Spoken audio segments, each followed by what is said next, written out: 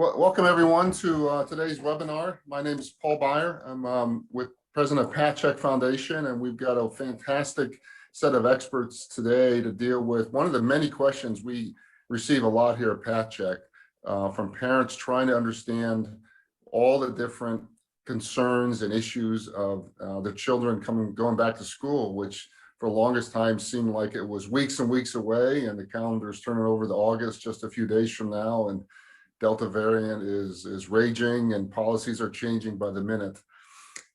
These webinars we like to keep relatively interactive. So I'm going to first go around and ask each of the our experts to just introduce yourself and just give us a minute on what you're seeing out there in general that parents are dealing with. And then we'll go through that, and then we'll start taking some of the questions from the audience.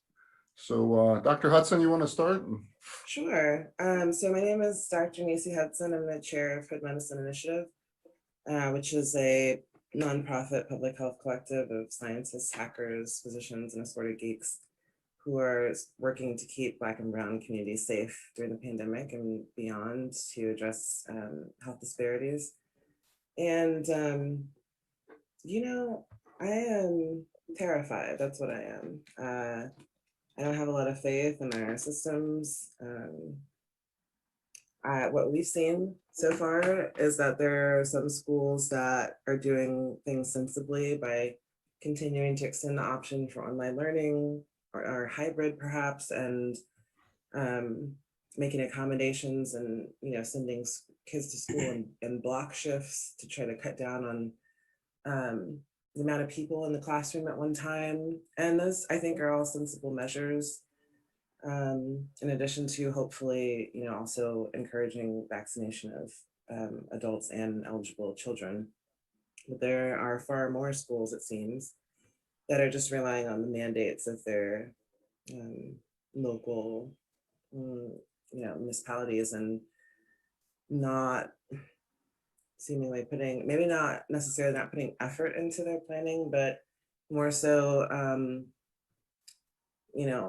sort of acquiescing to the demands of a population who insists on doing the least to protect our children. So that means they're not mandated, masks are optional. You can you can send a note with your kid to exempt them from wearing masks, and full class sizes, and everything going back to normal, and no online option. And that is terrifying to me. I'm afraid we're gonna lose a lot of kids. So that's why we're out here to make sure that parents understand their responsibility as the last line of defense, no matter what your school is doing. So I hope that that's something we can convey today.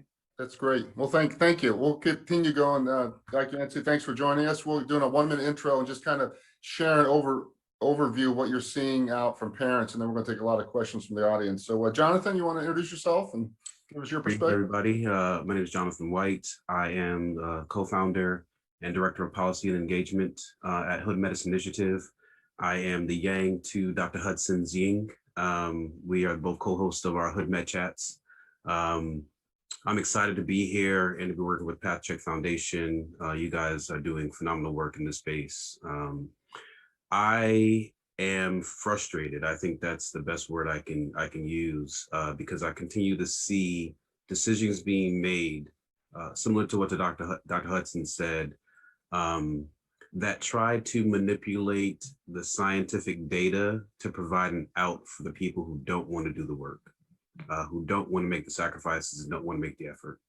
And that's the frustrating part as somebody who was trained as a scientist. I think we all understand where we want to get back to, but we also understand where we are and the hurdles to get back to there. And, as a scientist, I trust and believe in the hurdles. I believe they're real. I don't imagine them. I don't pretend that they don't exist. And I don't try to walk right through them. I respect them, and I try to find solutions to mitigate the way they're blocking our path. So I'm hoping we can, as a nation, and actually as a global community, do more of that. Respect what's out there and make decisions that are best for everybody so we can get around it. Great, thank you. Dr. Chipley? Hi, everybody. My name is Quinn Chipley. I am retired from mental health practice. I have training both in psychology and that's also an MD and some work within psychiatry in the past. But what we are seeing here locally for the parents, I would approach that with two angles. First of all, what we are seeing is hospitalizations right now for children actually within the infancy range. This is something which is coming up within our children's hospital with COVID. And simultaneously, we have a parent who's in the ICU with COVID as well. So we're having dual family members, infant and parent, both hospitalized simultaneously. And this is an extraordinary burden in all aspects, whether you're talking about medically or you're talking about socially. This is a tremendous burden. And I state that not to be a fearmonger, but to just simply say that, of course, it is true that in what we have known so far at this point, children have been less at risk. But what we are seeing is that with the Delta variant, we're getting penetration and what we call morbidity, that is significant disease state within children requiring attention within the hospital, and that's something that needs to be attended to. The second thing I'm saying is parents are just confused about what to do and how to get kids back into the school systems wherever they are, trying to figure out what the rules wherever they are and how to figure out how to handle the behavior and emotions of their children as they're reintegrating. And I hope we'll be able to talk about that a bit more with specifics as we move forward with some suggestions about how to help with that. But we are, and of course, we're going to be seeing patchwork across the nation of everyone's thoughts about what policies should be. At any one point, we're not seeing a uniformity. We are seeing some attempts at leadership from our good organizations like the AAP. We are seeing now some attempts at some, I would call it, improved over the last 3 weeks leadership from the CDC, and you can interpret between the lines there if you will. But the reality is when it comes down to it, it's going to be like the Book of Judges. Everyone does what is right in their own eyes, and so helping the parents try to negotiate with their children is going to be important. So I'll pass it on to Dr. Yancey. Great, thank you. Go ahead, Dr. Yancey. You're mute. There we go. I think that my two favorite words are muted. Okay, but sorry I was late to the game. But I had a sick one to walk in just before I was supposed to sign on. And, I've spent the last 42 years trying to keep children healthy and looking out for them. And so, that had to take precedent at that point. And as I make that small point to say, it seems to be a time when what is right for the children is no longer taking precedent. It's what's right for my political affiliation or whatever. And so the children are no longer in the front of Nelson Mandela once said, a nation that doesn't look out for its children is not, quite the nation it says it is. And so I'm looking, and that a lot of things we still don't know. We still don't, when a novel virus comes around and attacks children, there'll be complications that we see down the road that we didn't know that were there. And so the best thing to do is to protect the children from acquiring those viruses in the first place. And that way they can stay as safe as possible. Now, I've heard certain things like, well, not many kids get really affected, or not many kids die, not many kids get that sick, not many kids go to the ICU. So I'm just wondering, what is enough? Okay, if it's just a few children who pass away, is that okay? And we've never had that type of attitude before. And so I would say to parents, and I'd say to caretakers, whatever, the goal is to keep all the children safe. And so I think that there's still a lot we don't know about long-term complications in children, but I think that there's certainly things that we have to say our best bet at this point is to keep the children safe, because no matter which variant it is, it's still got trouble getting through that mask. And so I think that that's why we have to look at what can we do, no matter how inconvenient, okay, what can we do to keep the children safe? And I'll still say this last point real quickly. In a year and a half of taking care of children during this pandemic, I've not had one child, not one, complain about his or her mask, not one. We're great. Thank you. Thank you, everyone. Dr. Yancey has time today. I'm so glad you joined us. You came with time to spare. Yeah. Well, great. Well, I encourage the audience to submit questions on the Q&A or chat. And speaking of masks, one of the first ones that came in was a number of questions on the mask.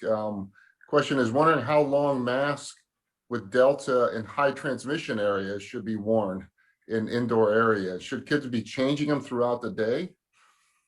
And if you have a kid at risk, is it better to do virtual school in areas where transmission rates are high? So I guess two questions there. Maybe we can deal with the mask question first. I'll throw it out to the panelists if someone wants to. Okay. Yeah, go ahead. I'll just jump in and say, okay, Yeah. for one, masks are incredibly safe. Okay, they're safe. And so people talk about the buildup of bacteria and all those kind of things like that. We just have seen no significant change in inhaled bacteria from children wearing masks. And it's something that, the theoretics we don't really worry about. We go with the actual. We haven't seen any of that. There have been a couple of folks who put on masks and they said they're going to run 6 to 8 miles, and all their parameters were fine. They're breathable. They can breathe through them. So all of the big rigmarole about masks is very much overblown. They are safe. They are a good way to divert the virus from entering the nasal passages, and I just wholeheartedly recommend them. Yeah. And the same mask all day long, or should children change them? If they want to change them, they can. I think if they become, very wet, okay, or as the kids would say, real yucky, okay, it's nothing wrong with pulling out another one and putting it on. But on the other hand, if the child just got one, wearing the one is better than not wearing one at all. And so if they can change them up, sure. But it's not. I wouldn't say, okay, this one's been on for 3 hours, let's take it off and not wear one. If you got an extra one, sure, go ahead, that's fine, take it off. But once they get, really wet, they are probably, there's some literature that says they may not be as effective. So change it out. But on the other hand, clearly even a wet one is better than none at all. Thank you. Can I respond to the other part of the question about virtual learning? Yeah. I think everyone here would agree that a child being in the classroom with their peers and with a functional teacher is the best case scenario for every child. But we are in a once in a lifetime pandemic, in a situation where many of us have not faced before. And the care and well-being of your child is super important. I think the thing that people are balancing here is the toll it takes on the child being away from their peers and being out of the classroom versus their health and safety. My children have been out of the building for 18 months now. I'm happy that they have an opportunity to go back into schools in the fall, but I want to be sure that the schools are going to take every measure necessary to keep them safe in those buildings. If that's not the case, my kids will be back virtual learning. If you want to mitigate the loss that children will have from being at home learning, find pods of parents who have the same respect for this virus as you do, that you can have your kids socialize with, after school is over. Find other methods to supplement their learning, whether or not it be other online courses, books that they can read, learning new information, anything that continues to spark their brain activity. But your number one goal should be to make sure that your child gets to be an adult. That's your number one goal. I wondered if I could give a follow-up question for Chipley regarding returning to school. I know, like Jonathan was saying, people like me, where my kids haven't a hybrid option. If it doesn't smell right to me, I'm still going to keep my kid at home. So I guess the first part of the question is for people who want to keep their kids home again, or have like a hybrid scenario.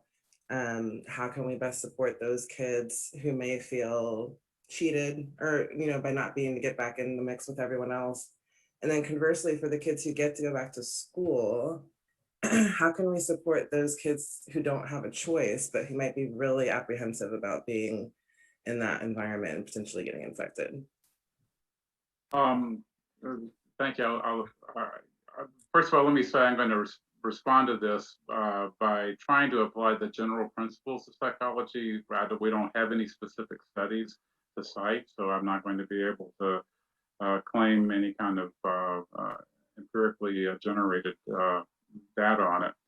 But the main thing is, I always tell people, remember, try to recruit your children as on the team for this effort. Try to explain to them that this is an effort that we are going into as a family on the team, whichever direction you're having to go, whether it happens to be for hybrid learning or whether it happens to be for classroom in-person learning.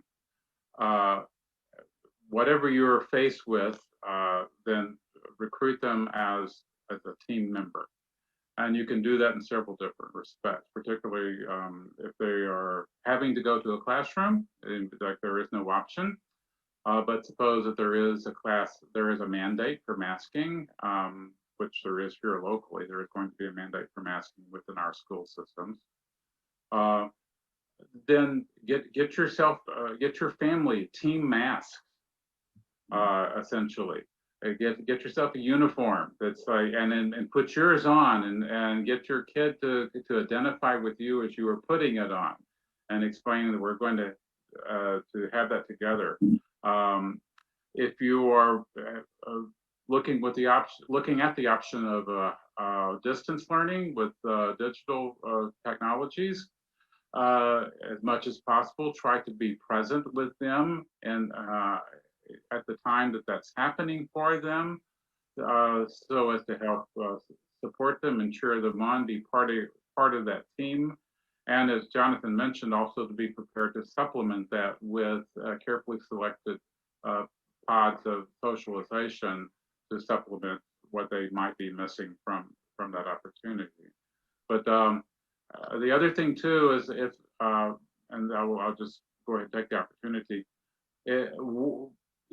you don't say, do you want to wear a mask to the child? You say, now is the time we wear our mask. Do you want to wear the red one or do you want to wear the blue one today? That is, you give them a choice between two masks, but you don't give them a choice about whether there is going to be a mask. This is a very, this is a basic foundational thing.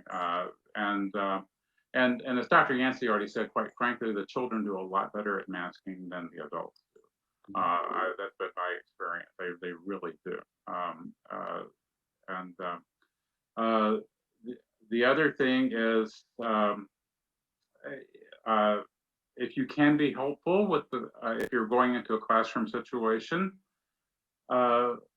to help make sure that the teacher is well supplied with masks, because quite frankly, sometimes it's just left up to them to come up with their own supplies.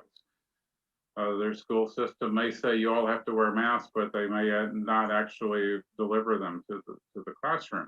So if you can be part of the solution of saying, how can we be helpful to make sure that you have what you need along the way. Some of the reticence or the anxiety about going back into the classroom is going to be that some of the children may feel like they have lost some of their, they may not be so much conscious of it, but they may be anxiously responding to the fact that they feel like they've lost their skills for interacting in the way. So you can be encouraging of them. And it's also one of the things to be able to speak to the administrators and to the teachers about, of saying, my child is expressing some anxiety about these things, and to work with them towards developing what I call programs of reinforcers, and to move away from any programs of punishers related to anxious behaviors or acting out behaviors. Really reinforce when the child is doing what they are expected to be doing, what's beneficial for their learning and beneficial for others, and to back away from that. A subgroup that needs special recognition are our minorities, our Black and brown peoples. They are traditionally, sometimes unconsciously, but they are traditionally systemically over-policed in all systems and areas of our life. And it's important to, I won't say harangue officials about that, but to say, you know, we want to be part of the solution for making sure that this is not an issue. And so we want to bring it up now, because not saying that you particularly are the person who's going to do this, but we know that if it's not expressed, that it just happens. And so we are saying we would not like this to happen, and to really move once again towards a system of what we call positive reinforcers as opposed to punishers.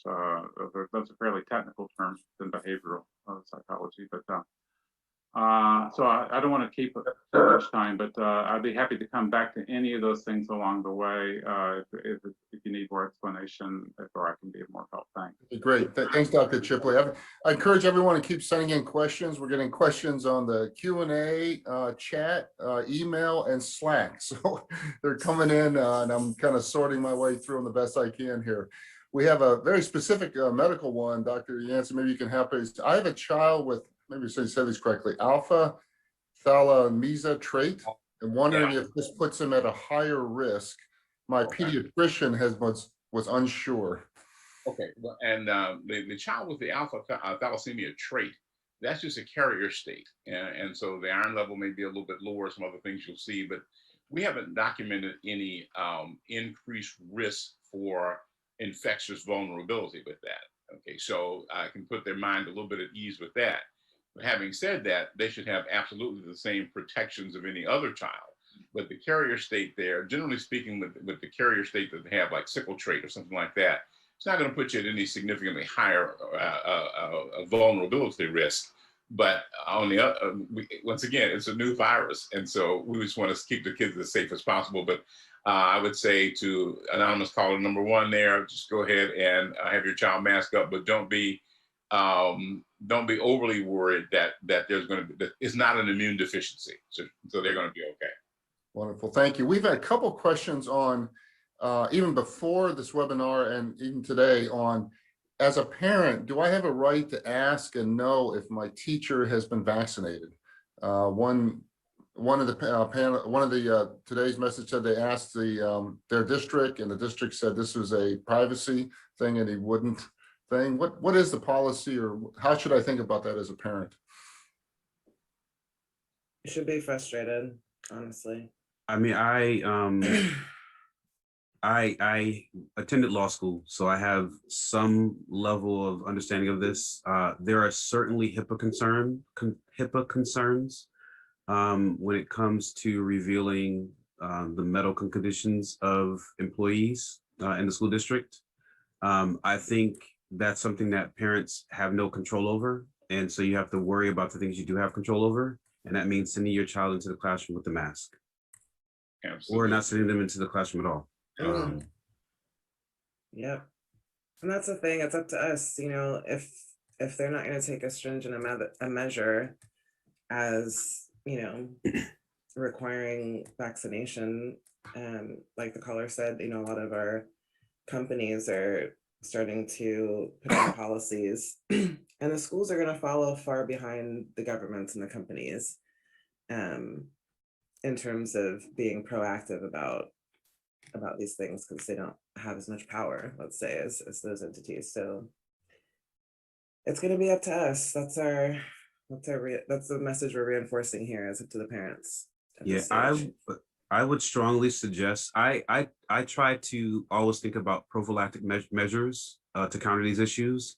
So I would strongly suggest before the school year starts that parents start to write to their school board, the school superintendent, and to the teachers union, expressing their concerns with their child being in classroom with teachers who either are not vaccinated or aren't being tested regularly.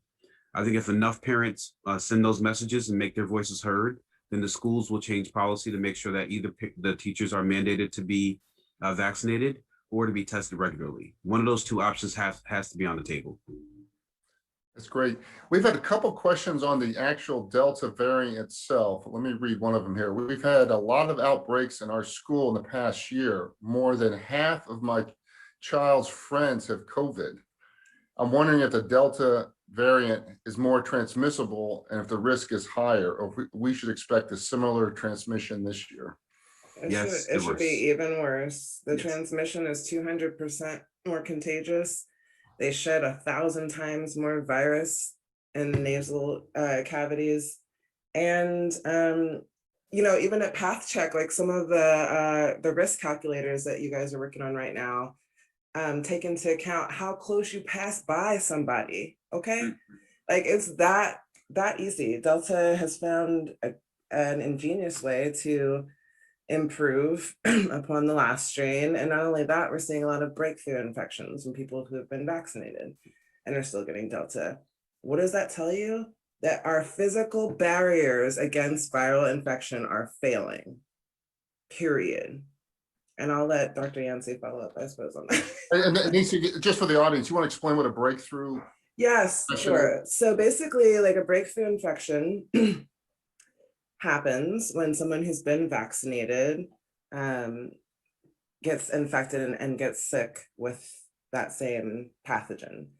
In this case, we know that the probable cause is likely mutation, right? Because the vaccines that we've all taken were designed on the strains that were closer to the original and the alpha variant, right? But the Delta, any mutation and all the opportunities we're giving it for mutation by allowing it so many hosts to mutate within, works to the advantage of the virus. It can acquire things that make it easier to stick onto your cells, to climb inside, to take over your copy machine, to evade your immune system so that it can't find it to kill it. These are the kinds of mutations it's taking on. And that's why if we let this, sort of lackadaisical, march to herd immunity persist at the current pace, we will all need to be vaccinated again, because it will continue to mutate until it can evade all of the immunity that we've built completely. That's the danger of variants. And that's the concept of breakthrough infections. Dr. Yancey, I read an article that said that in Arkansas, in the early stages of COVID, before the Delta variant came out, that kids were showing up to the hospital sick, but they weren't, the physicians didn't know they were sick with COVID until they did further testing. Now, because of the Delta variant, kids are showing up into the ICU sick with COVID. Like they know at the onset that this is COVID. That's significant, isn't it? Oh yeah, very much so. I mean, and like I said, early on, I said, well, this kid's pretty, and just like you mentioned, the kid's pretty sick, but we weren't testing for it, or you weren't thinking about it. Okay, so it was spreading at a certain level then, and I would bet you that we probably actually picked up maybe less than a tenth of the actual kids who were really infected, and because there were many more we just didn't get. Well, now with a much higher infectivity of like with the Delta, yeah, we're going to be seeing. We can jump on it faster, but we're going to be seeing these kids showing up sick to the ER and in the ICU. Because the other thing is, when you look at transmissibility, that's one thing, but we're also are not sure about disease burden in the level of replication. So if you got, if you just got a couple of viruses, I'll say this for the audience, a couple of viruses in the nose, okay, you may have it, but you didn't get that sick. Well, now you're talking about something that can give you much more replication. It can really replicate much more. So we don't really know yet what that's going to do to the disease burden. So the thing to do, once again, is to keep the kids safe in the first place. So yeah, we're going to be seeing children showing up that are really pretty ill, because already it's making its way down the age spectrum. I like to view this thing like a sentient thinking individual. Okay, it said, we can't get the old people anymore because they got shots. The ones we didn't kill got shot. So let's move on to the younger people. And that's exactly what it's doing. It's moving down the spectrum, and it'll continue to go down because it's going to always seek a new home. I just want to throw, if I can throw this one in, I did see a question pop up on the screen about a child who was a premature infant who was intubated for a long time. And does that make them more vulnerable? And the answer is yes, because there will be scar tissue on the lungs from that prolonged intubation. And it's what we call restrictive lung disease. There's going to be scar tissue there. And that scar tissue is going to always be there. Eventually, the lung will kind of outgrow it. But at this stage, when there's still scar tissue, something that can significantly affect the lungs will be more problematic for a child who has significant scar tissue on the lungs. So I'd say yes to individual Sarah there who asked that question. Let's be doubly safe, because yes, it does put your child at a higher risk. Dr. Yancey, when you've got the microphone here, we've got a couple questions also.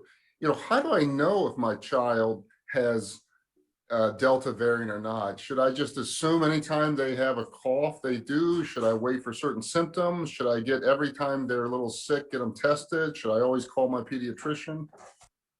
Well, the vast majority of children are going to be, the symptoms are going to be pretty mild. So, we're doing a lot of tests, a lot more testing than we did. And it's really tough to say every time they get a sniffle, you're going to test them. Because that's going to be a whole lot of tests. But I would say any illness that's significant enough that you would say, boy, I think you're sick enough to go to the doctor, I think we have to test those. Okay, so when you're talking about, daycares and everything have opened back up, so respiratory syncytial virus, or RSV, is kind of all over the place now. But if they're just got a little bit of a sniffle and whatever, in most cases, we're not going to change what we're doing. But on the other hand, I think any child who's sick enough to seek medical attention is on the list that should be tested. Right. Two questions actually around pre-existing conditions. Is there evidence yet, or what if children have pre-existing conditions and are in the hospitals? That's been a high correlation, or are we still learning the correlation between pre-existing conditions and the severity of the COVID? Oh no, it depends on the pre-existing condition, because if you're a post-transplant, children who get COVID have a 30% chance of dying. Okay, so if you're post-transplant and you get COVID, so that's a pre-existing condition right there. So it depends on the severity of those pre-existing conditions. But yes, I would say in general, they are at higher risk, because if you think about it, if you're a completely normal child with 100% lung capacity and you get a lung disease, okay, you got some margin there. If you're a child with 50% lung capacity and you get a lung disease, a good portion of your margin is gone. So that makes you a lot sicker. It's gonna, it can also attack pretty much, it's a small vessel situation. So it can attack pretty much everything. So if you got diabetes, yes, it can attack your control there. If you got lung disease, it can track that. We've seen it affect everything in some of the children with multi-symptoms situation where it attacks everything. So whatever you have as a deficit in that particular organ system, you are at higher risk to develop a complication from that. This is great. I want to jump up a little. I'm seeing a number of parents just on the emotional thing. So I, as a parent, we just went through lockdown. We celebrated all these vaccines. You don't understand the stress we went through because we've got a 3 and a 9-year-old at home. Are you kidding me? You're telling me this variant is more contagious? You're telling me the schools have patchwork? You're telling me the schools, is this the context that, am I hearing this correctly? And I'm kind of being as a parent here, that the context is even more severe now than it was 12 months ago, that the patchwork of school response is even more patchworky, that the politicization of this is even higher, that there's even more burden on the parent. Am I understanding this as a parent and really need to buckle down even more this year than even perhaps I did last year, even though maybe a month ago I was thinking that COVID might be over in the United States? Is that too severe, or is that the type of context? That's precisely where we are. It's baffling. And I think a lot of us should be thinking of ourselves not only as parents, but as voters. But I'll let Quinn take this one. I do not think that is an inaccurate description of the quandary that the adults find themselves in right now. I think that there is the sense of the frustration that and the part of this is timing. School systems a year ago actually had a few more months in advance to try to figure out what to do. And all of a sudden, the new policy changes are being rolled out here literally only 3 to 4 weeks prior to designated school openings. So they are having to turn on a dime, and they are bureaucracies which are not used to turning on a Cleveland, if you will. They don't. They are. So they are at. The parents are going to be facing the situation that the school administrators not only are afraid of what to do, they don't really necessarily know exactly what to do. And so the parental, both vigilance on behalf of their children is going to be important, but also recognizing the fact that that they're going to be facing a certain defensiveness.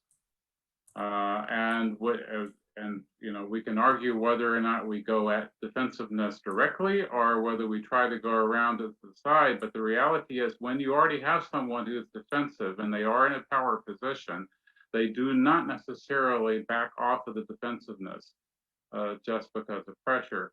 So a certain amount of expression of empathy is saying, you are in a really tough spot. I understand that. We are as well. If anyone has ever seen the old film, I quote it a lot, Searching for Bobby Fischer, in which there is a savant, a child who is just brilliant at chess. He's a gift. And he loves to play speed chess, and his real instructor supposedly takes him off of it for a period of time, and the child just goes into abject depression. He just can't function. And finally, the mother says, okay, you can play speed chess again, and tells the teacher he's playing speed chess again. And the teacher says, you just made my job harder. And the mother says, your job just got harder. And that was it. And it was kind of like, and that it is a reality that we can't get around. I mean, quite frankly, the Delta variant is playing a numbers game. It's primarily just reproduction potential. It is actually not in a virus's best interest to kill its host. When it's developed to do that, it's actually made a mistake, and it's going to be trying to work its way around that over many generations, because it really wants to keep its copy machines going, you know, in the long run. But it also is not, a virus doesn't have any empathy about killing its host if it has others that are potential.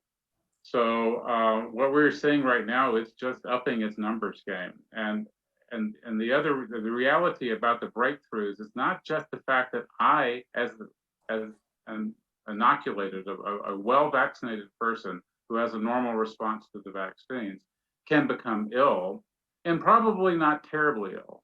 I mean, I probably won't have a lot. I mean, it may make a really, really bad cold, but that's the way it is.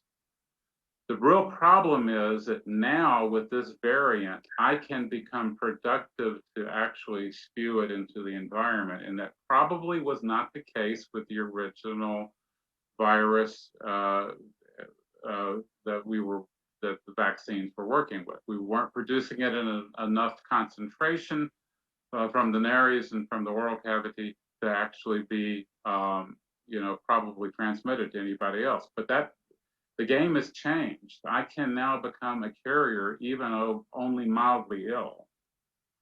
You know, I can we're going to wrap up here in a couple minutes here, and I want to kind of pull it back to and remind parents of what things they can do. So it's been a big dose of reality and confirmatory of my kind of worst feels as a parent. I think Jonathan White and others talked about a lot of things that the parents are going to need to pick up more responsibility. So figure out, and I think Dr. Chipley as well, how to be, team mask, how to use techniques to keep it positive, write to the teachers board and the unions. Do not take this lightly. What other things as we wrap up here, should we make sure the parents know to do? And then secondly, what are resources that the parents should go to when they have other questions down the road, because they're also reading so much concerns about information? And I just want to add one Yeah. thing. There's a spectrum, right? There's the original variant, which Dr. Chipley said, if you were vaccinated, then you weren't very transmissible, wasn't very transmissible. And we're at Delta now, and things can get much, much worse, right? We're at a point where even if you're vaccinated, you can transmit the disease to other people. Even if you're vaccinated, you can die from the Delta variant. It can get much, much worse. So you have to talk to your elected officials. You have to talk to your school districts. You have to talk to everyone who is in a position to make decisions that will keep you and your family safe, and impart upon them your desire to be in the best situation possible to keep your family safe. We were too quick to want to find reasons why we could try to get back to normal, way too quick, instead of trying to be safe as a number one priority. We can't go back down that path because, as I said, we're not yet anywhere close to the worst case scenario for this virus. Not anywhere close. I would say too, for if there's any balking at any point by the administrations, the faculty, just simply say the American Academy of Pediatrics says that everyone inside needs to be masked. And they don't even put a qualification about high density or high frequency transmission rates. They just say that is now and to say, so when you're dealing with that age group, that's particularly important. When you start moving into the ones who are vaccinated in the older middle school and high school years, I don't know how they can adjudicate those issues other than, but just simply to say that now we have backup. We are getting some more backup from the CDC. I would say always stick with the people who are well documented to be qualified to speak on the issues. And I'll let Dr. Yancey take it from there. Throw in something real quick so far as what the parents can do. I think we want to keep in mind that in the ICUs around the country today, 95 to 99% of the people who are seriously ill and people who are passing away are unvaccinated. Okay, so we're looking at, that's a statistic that is absolutely astounding. So if you really want to keep your child safe, because I'm certain I'm either talking to someone who knows someone who's not vaccinated. Okay, so we'd say one of the best ways to keep your child safe is to get vaccinated because we're still seeing the most serious illnesses there. And real quickly, watching the NBA Finals, Coach Monty Williams from Phoenix was giving his team the halftime speech, and he said, everything you want is on the other side of hard. And I got to think, wow, I love that statement, okay? Because we're looking at, everything we want right now is on the other side of hard. Is it more challenging to wear a mask all day? Yeah, but we want to get out of this thing. So we can't just wish it away. Clicking our heels 3 times and wishing is not going to take it out. So, but I think if we look at the situation, that statistic, that 95 to 99% of people who are in, and now they're asking for the vaccine. Well, can I get it now? Well, no, it's too late. So I think we have to think ahead and let parents know you want to keep your child safe, get vaccinated. You want to keep your child safe, teach them to wear the mask all day, regardless of whether or not they're being teased, whether or not they're being, a self-esteem issue.